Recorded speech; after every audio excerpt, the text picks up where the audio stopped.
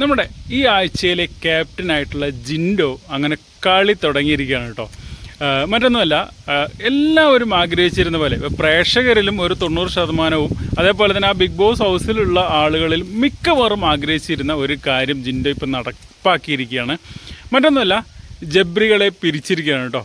ഗബ്രി വേറൊരു ടീമിലും നമ്മുടെ ജാസ്മിൻ വേറെ ടീമിലുമാണ്. ഇത് ശരിക്കും ഇവർക്ക് തന്നെയാണ് ഗുണം ചെയ്യുക. ഗബ്രിക്കും ജാസ്മിനും തന്നെയാണ് ഇത് ഗുണം ചെയ്യുക. നമുക്കറിയാം ലാലേട്ടൻ ഇവരെ ഇത്രയും ക്ലിയറായിട്ട് ഇവരുടെ കാര്യം എടുത്തിടുന്നത് ഇവർക്ക് അവിടെ കളിക്കാനുള്ള സ്പേസ് കിട്ടാൻ വേണ്ടിയിട്ട് തന്നെയാണ്. രണ്ടുപേരും ഒരുമിച്ചിരിക്കുമ്പോൾ അവർക്ക് ഇൻഡിവിജ്വലായിട്ട് കളിക്കാനുള്ള സ്പേസ് കിട്ടാത്തത് കൊണ്ട് തന്നെയാണ് നമ്മുടെ ജിൻഡോ പക്ഷേ ഇവരെ പിരിക്കാന്നുള്ള ഉദ്ദേശത്തോടെ ചെയ്തെങ്കിലും അത് ഗുണം ചെയ്യുന്നത് ഗബ്രിക്കും ജാസ്മിനും തന്നെയായിരിക്കും.